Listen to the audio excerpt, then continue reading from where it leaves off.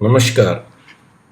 The crucial aspect of hair transplant design, men part 2, anti hairline design. As I spoke in my first tutorial of crucial aspect of hair transplant design, that it has 5 sections. First was for the topical zones, second is the anti hairline. So there are 5 sections and you must see all of them. So, anti-hairline estimation of the recipient area is the most important aspect. The most common question asked by the patient during the hair transplant consultations are, how many grafts of the hair do I need to cover my bald area? How much density will I have after the transplantation? And finally, how I will look? And to answer these, you must know or analyze the grade of baldness, bald scalp zones, and the total bald area in square centimeter. How many follicular units are available from safe donor area and how much can be extracted safely from safe donor area? Means the bald area you can calculate in square centimeter by Chang method. It is given in other tutorials or in the chapter of the book. And you must know the density of safe donor area and how many you can extract. The quality of hair also you should know in terms of thickness, curl, color contrast, and the financial status of the patient. And also it is equally important that patient's physical and the medical conditions you should know also, the number of sittings required for the patient and how many the patients can afford or he is willing to go. The potentials of body hair as a donor area and willingness for the patient to undergo body hair transplant. We all know there is a discrepancy between the demand and the supply.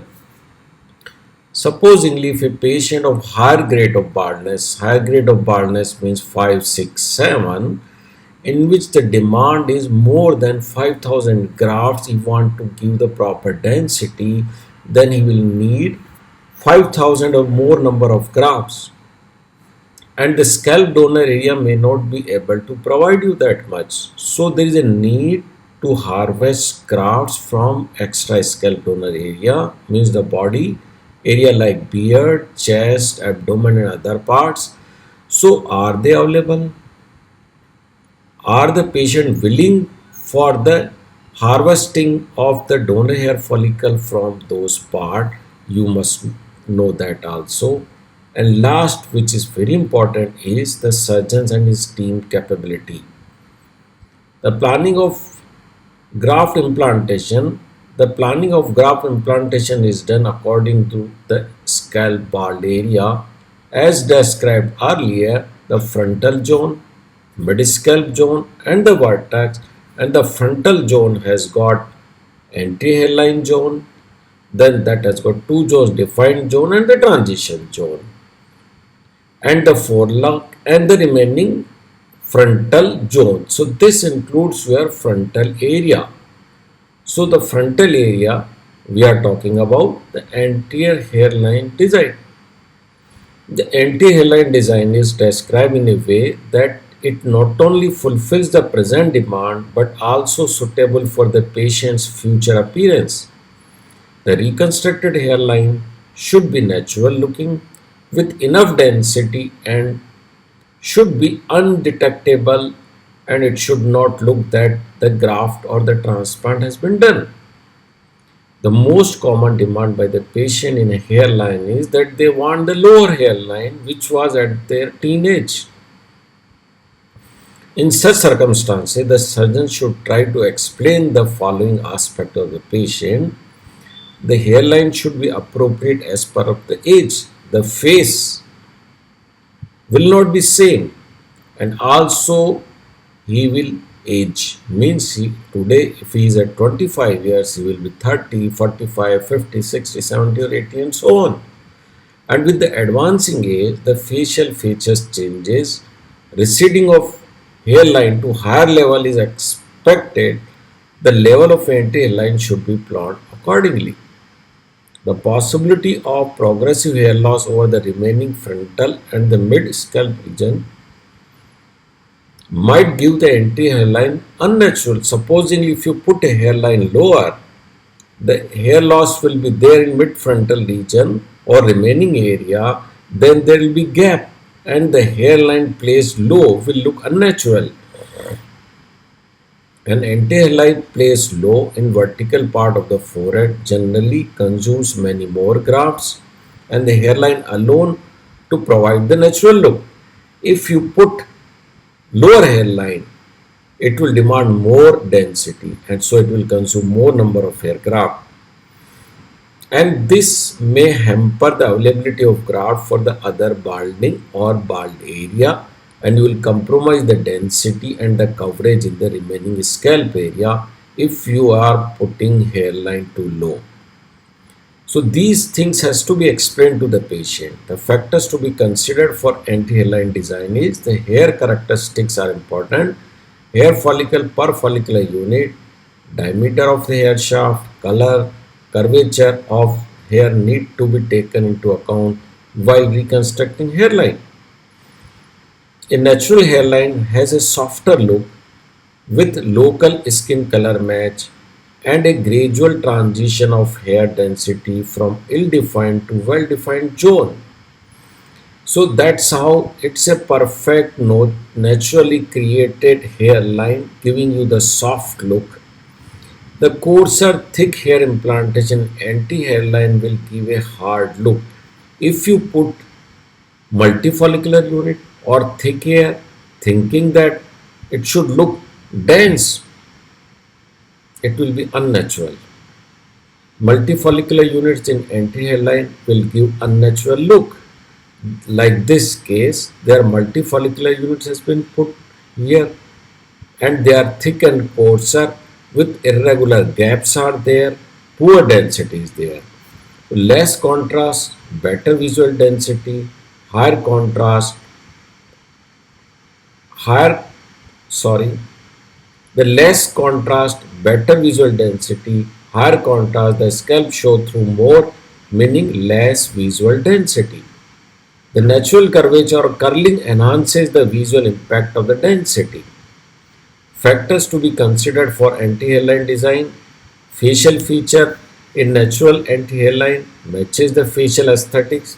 The broad, flat forehead will have a flatter hairline, but a narrow head will need a less flat or oval hairline.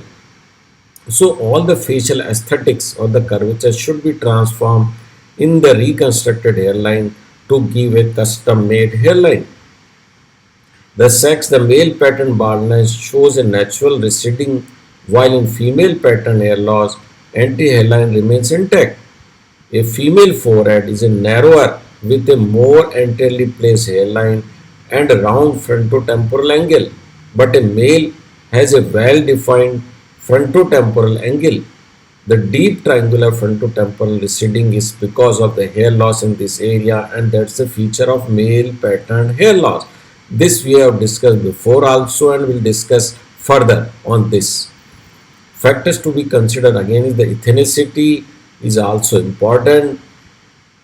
Design of anti-hairline. Now the shape of hairline, location of hairline including the mid-frontal point, frontotemporal angle and the zones of anti-hairline. These are the four things need to be reconstructed. Shape of the hairline. The aesthetic curvature of the forehead shall be transformed in the shape of the hairline. The shapes are triangular, oval, flat and the crescent. For male, the triangular and the oval or the round are most commonly designed. Location of hairline. The placement of anti-hairline is important for present and the future aesthetic point of view. It is better to place it at a higher level than on the lower side. A high placed hairline can be shifted lower, but the reverse is not possible. So these are the practical tips mostly for. This is the glabella from here in the midline 7 to 10 centimeter and at the junction of horizontal and the vertical surface, second, and the roughly the forefinger above the glabella. These are the three major criteria. Some also follow the one criteria at the superior frown line.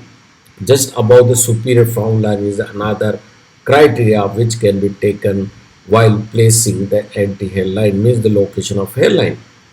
The final placement of anti-hairline is to be individualized depending on the size and the shape of head, degree of alopecia, and sometimes the patient's wish. The patient's desire for low hairline can be fulfilled by poorly constructed widow's peak. We'll consider also. Now, second is the formation, means shape and the location of frontotemporal angle. The frontotemporal angle is formed by frontal and the temporal lines, and it is characteristic of male pattern hair loss.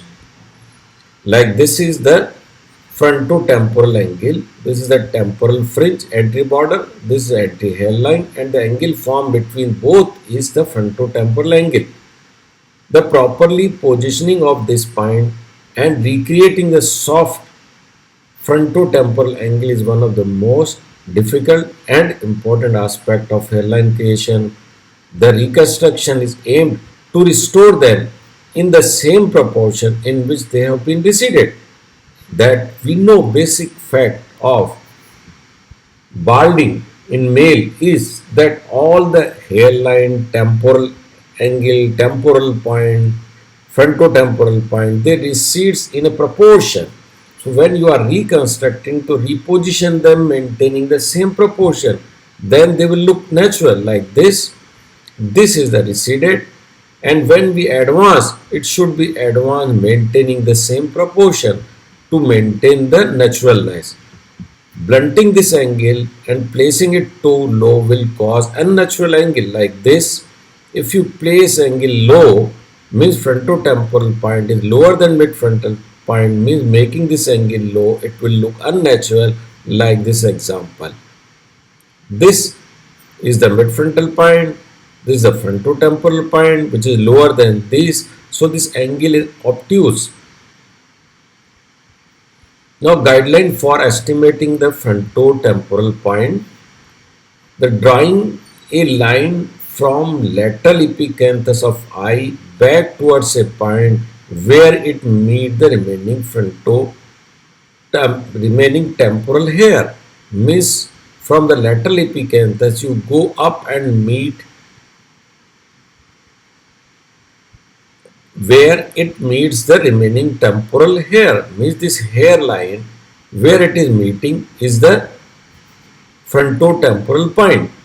Another criteria is make sure that hairline created by this point does not slope downwards towards the ear but looks parallel and slopes upward, means the level of frontotemporal point is higher or at the same level of the midfrontal point, means the frontotemporal point should be higher than midfrontal point or at the same level. If you put it low, then it will make an obtuse angle and it will look unnatural, which I show you in the previous photograph. Then the frontotemporal point shall be placed in a line with lateral epicanthus line. These are the lateral epicanthus and they should line in lateral epicanthus line. That's important. In mild to moderate hair loss, where there is only a little loss of temporal hair, the existing temporal hair can be placed at the inferior border of the frontotemporal triangle, while the future anti-hairline becomes the superior border of the triangle. The apex of the triangle lies on the line that was drawn superiorly from the lateral epicanthus of the line. Means if too much of hair loss is not there, then as I said previously, a temporal line also becomes the base, the base of the triangle. This is anterior line, and that's how at this point should lie in the lateral epicanthus line. In mild to moderate hair loss, where there is only a little loss of temporal hair, the existing temporal hair can be taken as the inferior border of the frontotemporal triangle.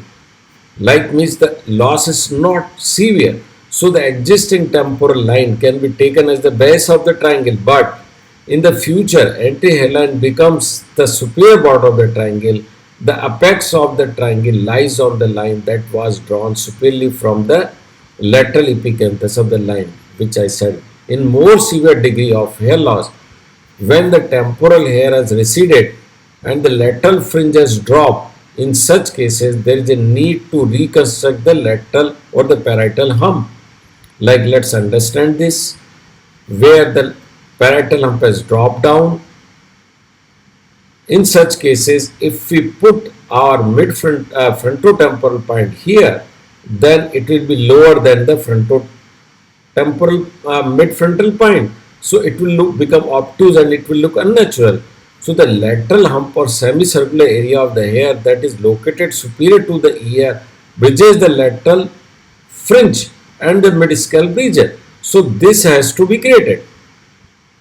So this is very important that if the lateral hump or parietal hump has dropped down, then you need to create it. This is the temporoparietal fringe. This is the temporoparietal fringe. The new lateral hump is shown here in the yellow line. The newly reconstructed lateral hump will give the lateral epicanthus line a target to intersect. This is important to understand. Supposingly, if we don't make here, then what will happen? Lateral epicanthus line is here, and if you don't do that, then this point will be outside the lateral epicanthus line, and it will look unnatural. So they usually meet the top of the hump or at the junction of the line. One line drawn vertically approximately 1 centimeter anterior to the external auditory meatus to intersect the other line from the lateral epicanthus towards the existing temporal hair. Now understand it again. So you understood the importance of why there is a need to uplift it. If you don't uplift it, you will not get a point, means frontotemporal point at a alignment to the lateral epicanthus line. So you need to create this. If you create at higher level, means from where it has dropped, then lateral epicanthus line will meet. And another criteria is this highest point also lies in the line passing just anterior to 1 centimeter anterior to the external auditory meatus. So this is important because you need two lines. Then I'll tell you one third line is also needed. Now understand again. This is very important to understand why we need to create the lateral hump, how much should be the height, and what is the importance of it. So make it further simpler. How to decide frontotemporal point or the height of the parietal hump. This is the height of the parietal hump and this is the frontotemporal point. So how do we decide? We know the face is a three-dimensional structure, and if you want to place any point in a three-dimensional structure, you need three planes, and the interaction of the three plane will locate that point where do you want. So we know one plane frontotemporal point is higher or at the level of midfrontal point. Let's understand. This is midfrontal point. This is frontotemporal point, and this is midfrontal point. We know this is at the level or at the higher level. So one plane is fixed. Now plane B, the midfrontal point should lie in a vertical canthus line passing 1 centimeter to external auditory meatus. That's what I said just before this. Then there is a vertical line passing. This vertical line, when it will cross to this horizontal line, the intersection of these 2 points will decide the mid-frontal point or the height of the hump. Usually height of the hump or mid-frontal point is almost same. But as I said, 3 planes are needed. So let's confirm it by the third plane, means mid-frontal point should lie in vertical canthus line. You understood this well. Let me revise it again for you. So how to decide frontotemporal point or the height of this top of its We know three planes are needed. It should lie at the level of higher than the midfrontal point. Then it should lie a vertical canthus, a line which is anterior to the external auditory meatus, where these 2 points are intersecting, and another third plane is where this lateral epicanthus line meets. So these are the three planes, three lines where they are intersecting, and that's the point of midfrontal point.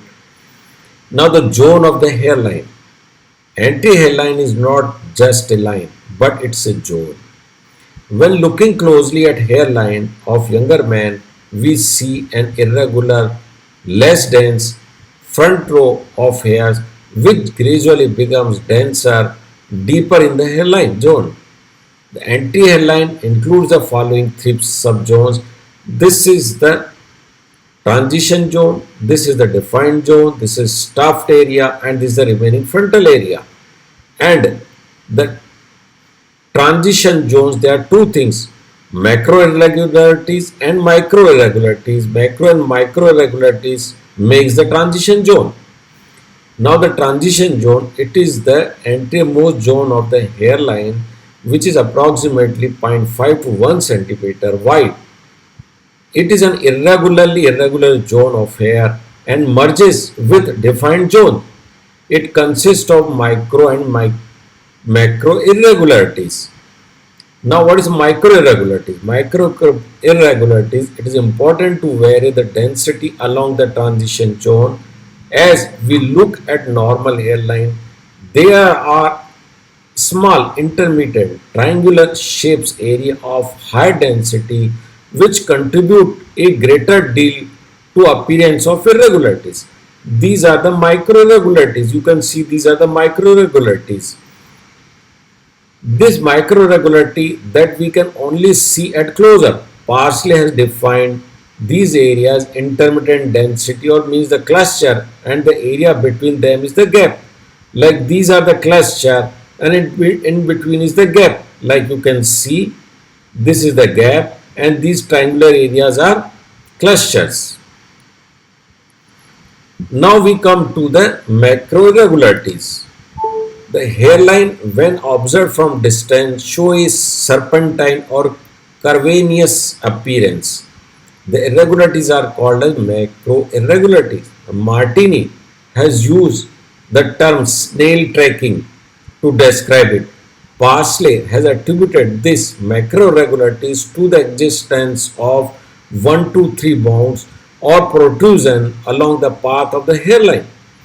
This describes the one central mounts, usually it is there, or called as widow's peak, and two lateral mounts on either side this central mount.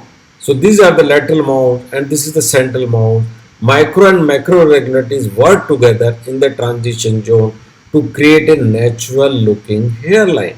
So this is important that you create both micro and macro irregularities so that it should look normal or natural. While grafting the anti-hairline, single hair follicles are used to create the transition zone and two hair follicle units for remaining part. Occasionally, a few isolated, very fine single hair called sentinel hairs can be found scattered in front of the transition zone. The width and the density of transition zone should be adjusted based on the severity of the hair loss. The greater the degree of hair loss, the wider, more diffuse this transition zone should be, mimicking the pattern found when more severe hair loss occurs in the nature. Now we come to the defined zone. The defined zone is generally around 2 to 3 centimeter width and located directly posted to the transition zone. In this area, the hair should develop a higher degree of definition and the density, yet still appear totally natural, undetectable under close examination. Concentrating two or three follicular units in this area nicely accomplishes both the goals. The density in this zone creates a fuller looking hairline by limiting the distance that can be seen past the transition zone. Width of the hairline zone and how many singles are needed varies according to the hair shaft thickness. Patient with coarse hair needs more single and wider zone than those with fine hair to maintain the naturalness. This is the frontal tuft area. The frontal tuft area is a small but aesthetically significant oval area that overlies the central portion of the defined zone directly behind the transition zone. And the transition zone, the defined zone, the tuft area is just behind that. The area has even the higher degree of density than the rest of the defined zone because this is aesthetically very important area. More fullness, more multifollicular units are to be implanted in the frontal tuft area. Now the aesthetic variation in the hairline African is very straight and that does not have micro irregularity. The cowlick creation, it is a greater challenge to create a cowlick if patient has a residual cowlick that is fading, means miniaturized. Look, it is going to disappear. It is best not to recreate. Means supposingly if cowlick is not there at all, don't create it. But if partially it is present, few hairs are present, then you follow the same angle and the direction of the existing hair to recreate the cowlick because this creates beauty to the face. Now, finally, let's revise one by one how you can make a natural looking aesthetic hairline for the male. It is advisable to place anti-hairline higher than the lower, especially in the young individual with a family history of baldness. Lower place hairline cannot be lifted up in the future. Create micro and macro irregularities using the single follicular unit. The shape of the hairline shall mimic the curvature of the forehead. Use 2 follicular unit and 3 follicular unit in defined zone and the forelock zone. The distance between the mid-frontal point and the temporal peak point in a lateral profile shall be less than 3 cm. Both the frontotemporal points shall be aligned to lateral canthus of eye. The frontotemporal point should be either at the same level or at higher than that of the midfrontal point to have aesthetic look. Eighth is if parietal hump has receded down to the extent that lateral end of the hairline cannot meet the temporoparietal fringe, then there is a need to rebuild the lateral hump. This is very important. Now tips to lower the anti-hairline. This is a very common demand of the patient to have a lower hairline. There are 2 methods to accomplish it. Although I gave you few points, what explanation you should do to the patients who demand low hairline, but you can fulfill their wish by in a graph economical way. That's creating a widow's peak in the midline is a relatively graph economical way to produce an illusion of lower hairline. That's how you can create a widow's peak in the center. Another is some patient may ask to fill the temporal recession and to move the lateral aspect of hairline inferiorly, means to blunt the frontotemporal angle, and I shown you previously if you blunt the angle it will look unnatural. So to get this effect it is advisable to slide the anti vertical border of the temporal triangle, and this maintains the aesthetic look with less consumption of the graph. That's it.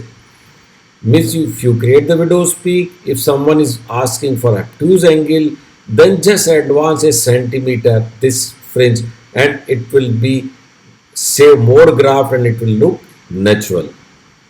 Now let's examine this final patient.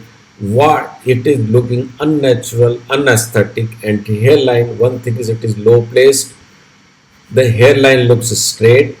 It's like a straight hairline. Then the obtuse frontotemporal angle is obtuse here. Third, why it is obtuse? Let's understand. Frontotemporal angle is this, midfrontal point is this. This should have been higher, but this midfrontal point is higher than the frontotemporal point. That is looking obtuse, and that is giving the unnaturalness. Third is the multifollicular units has been placed. No micro and macro irregularities there, and multifollicular nodes is making it harsh or hard it is looking.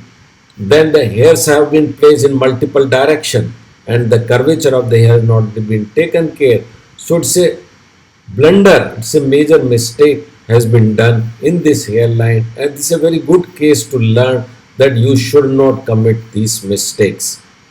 For the further tutorial, you must watch the third part, that is for the temporal triangle.